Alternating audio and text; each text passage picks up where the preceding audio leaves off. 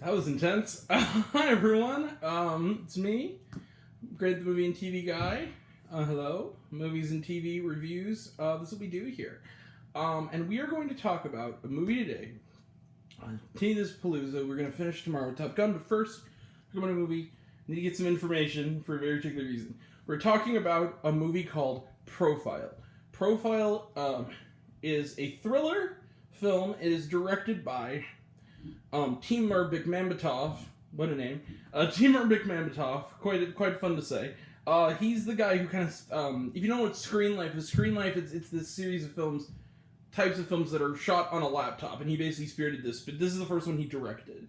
It premiered at festivals in 2018, it's now hitting the big screen here in 2021. So it's taken a little bit of a trip to get here, but was it worth it? We'll find out. This film stars Valeen Kane, who, these are very unknown actors. It's Valeen Kane who plays a journalist named Amy Whitaker, and Amy Whitaker is based on true events. In the book, In the Skin of a Jihadist, which is the book about this woman's experience. And she's a journalist who basically, reporter, she decides that her newest story, and again, it's shot all on like Searching and Unfriended stuff, shot all on like on the computer screen. And basically, she decides, it's set in 2014. She decides she's going to ensnare, kind of seduce and ensnare the leader of an ISIS type terrorist group, named who's played by quite well, I must say, by a guy named, I hope I get your name right, sir, Shahzad Latif, and he plays Bilal. Bilal is the terrorist leader. She's, trying to, they never break the gimmick of leaving the screensaver. She's trying to get, in his good graces to kind of lure him in, but he's, comes off as kind of charming and trying to win her over. Is it working? Is she falling under his spell and maybe becoming radicalized herself?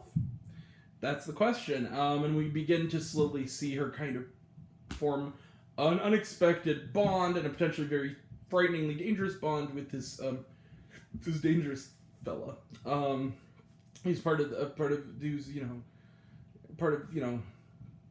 knows all the right words to say. He's very sneaky about how to ensnare this woman into his terrorist group. I'm just gonna come right out with it. A lot of my, I didn't know much about this movie going in. I of course saw the trailer once or twice. We talked about it in Trailer Trash. I'm gonna give credit to this guy. The guy who loved this movie, Brando Critic. He's a Canadian film reviewer here on YouTube. Basically was the guy who finally made me kind of pull the trigger on this one and see it. And I'm glad I did, because I'm not gonna lie to you, Profile is pretty great. It's really it's intense, and it's intense in this way that, how do I put this? The Profile is intense in the way that sometimes it's not the violence you see, it's the violence that happens on screen, but one that could happen off screen that you don't see. It's the stuff that's left off the frame between the Skype sessions and the text conversations that gets you tense and really makes you afraid for Amy and really want her. But they also do a good job, Mr. Latif's performance of really making you, they are actors recreating this. This isn't a documentary. There's documentary footage interspersed, but it is a recreation. He does a really good job of making you kind of understand why she's being charmed by this guy, but at the same time fear the potential for violence that he could put on her. And you feel that.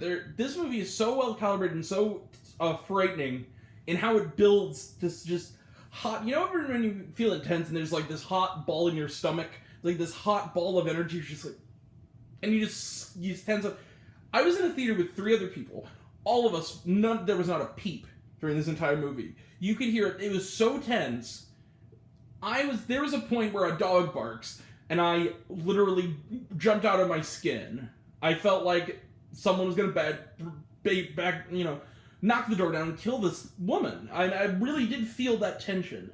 This was a really, really good thriller, based on true events. They have a little epilogue at the end, but they leave some details hidden because, of course, the woman's actual name who wrote is not Amy Whitaker. They're changing the names to protect the people. I hope she's okay in the real world right now. I really hope. I want to know what happened to the real figure after this. I loved Profile. Profile is like one of the best movies of the year. This is really intense, and you just really, by far the best movie I've seen this weekend. And all the movies I've seen this weekend I've relatively enjoyed. This is the best one. I'm gonna, you know what? Not much more to say, you guys. Let's get the trailer. I'm gonna give Profile 5 stars out of 5. This is I totally see what he likes of. This is a really good, tight little thriller by Mr. Begmametoff. Good, and he does such a good job too of, just one more thing on this. He does such a good job of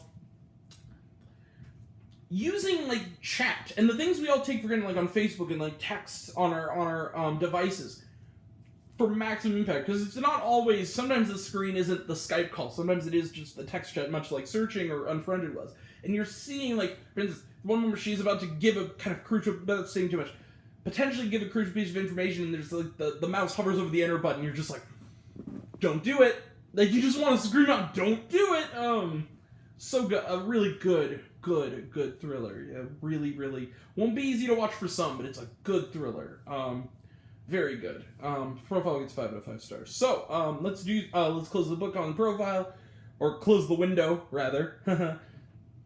I'm lame. Trailer trash. We'll talk about some trailer trash. So some of them are new and surprising. Some of them are not. So A Quiet Place Part 2. This is the kind of shorter second one I talked about with Those Who Wish Me Dead. Again, looking forward to it. Kind of sick of the trailer. The Night House looks really good. I hope it is. I really like Rebecca Hall. I think it'll be good. Black Widow, this is a newer trailer, but it's still showing it too much. I'm excited for it. Genuinely, I'm a Marvel fan. I'm a big old nerd. I don't think they need to keep emphasizing the trailer so much, though. I think everyone is going to see it. It's going to be a big hit. I don't think they need to. This is the interesting one, because I didn't know this movie was being made. The Forever Purge. This is the 4th or the 5th Purge movie. And this actually kind of, I like these movies. And the TV series they canceled recently. This has a neat little idea within the franchise. Apparently what it seems to be about is that it's set the morning after that year's Purge. And there seems to be a little bit of, like, the stuff involved, it's all of it is a criticism of Trump and his behavior. So a lot of it, and like people like him. It seems like this one is going to be about people, especially in like the border towns. Racists basically are like, okay, the purge is over, but they still want to break the rules and hunt these people at the border, purge style. And they keep going like, the purge is over, but they take over and go, this is the forever purge, and so they have to rise up and fight back against the purgers. Interesting premise. I like an interesting new avenue for social commentary. They keep finding some cool ways. I'm definitely looking forward to it. Conjuring, The Devil Made Me Do It. We talked about it before. It looks good. Again, the trailer is getting a little repetitive. I think it looks good, though. Now, these are the two I really want to talk about. The next one has been on my most anticipated of the year list since the beginning. I don't know if it's going to play in Edwardsville, but even if it doesn't, it's Focus Features. It'll come on demand soon after. Come hell or high water, I'm seeing this year. But it's The Sparks Brothers, the new documentary from Edgar Wright, who is one of my all-time favorite directors. I've seen every one of his films, including his shorts and whatnot. I love this guy. I watched Spaced, the TV series he directed, one of my all-time faves. And I really like this documentary. So it's about these guys who are the subjects of this. Because I didn't know who they were. This duo, they're the Sparks Brothers, they were called Sparks, and they were like a band who was kind of an underground cult sort of duo that a lot of people don't realize, according to this documentary. The samples of their work has kind of been used in every major rock and pop act without anyone realizing it since then. Interesting premise. I like that it's going to be documentary, but at the same time it's going to be a documentary made by Edgar Wright, and much in the same way that Beastie Boys' Story was very much a documentary by Spike Jonze, so it had his elements in there. It looks like it's going to be also very much an Edgar Wright film, so I'm looking forward to it. I've heard nothing but good things out of Sundance about it. The last one is one that looks good, although I have trouble kind of figuring out what it's about, but it does look good. It's called Stillwater. It's directed by, it looks like it says director Tom McCarthy, which I'm a fan of his. He's a very versatile director. He did Spotlight and Timmy Failure, two movies that are very different that I like quite a bit. And this one is it's Stillwater, and it looks to be about Matt Damon, and he's like a father. His daughter is Abigail Breslin. She's in the Middle East. She falls in love with a woman Um, and of course, prejudicial towards Abigail Breslin. Basically, what happens is that the woman she's with ends up dead. She's the prime suspect, and she's in a very dangerous kind of situation because of it. And so Matt Damon comes there and tries to save her, and in the process, has to kind of learn a cultural lesson from the locals about how he behaves. Looks like an interesting film. I like, it's a DreamWorks film, so Spielberg's involved. It looks good. I'll definitely be checking that one out. I like the team behind it. I like Tom McCarthy as director, and I like the cast, and I like the premise. So yeah, check out Stillwater. That's it for that. And was there shawarma?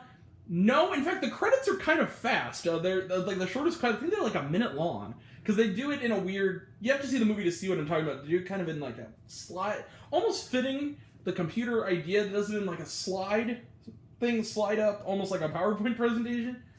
However, the still credits, they do kind of an interesting sort of remix of, there's like, early in the movie, there's like a slow acoustic cover of Get Lucky by Daft Punk, and they kind of have a remix with dialogue from the movie in there of that version. That was kind of interesting. Yeah, we're checking around at least till they scroll up. It's also just not very long, the credits. So, alright, that is it for today. I will be back tomorrow to talk about Top Gun. Also, tonight's potentially the final episode because it looks like the ratings are not good for it. Save Zoe's Extraordinary Playlist. As someone said about Joe Perry, which I also love, therapy's too expensive. Like, Zoe's Extraordinary Playlist needs its third season. Please, let's make it happen. Let's do whatever we can to make that happen. Alright. Save Zoe's Extraordinary Playlist. That show's delightful. Alright. So that'll be next time, and until next time. Oh, and then Tuesday we got Big Sky. So that'll be next time, and until next time, I'm Grant the Movie and TV Guy. I see it all. Happy to share it with you. Alright. I love you all. I appreciate you all. I love you all, Classes Missed. I love you 3000. Be kind to one another. And go see Profile. It's very good. It won't be for everyone, but it's definitely a solid real-life thriller. Thank you all. Take care.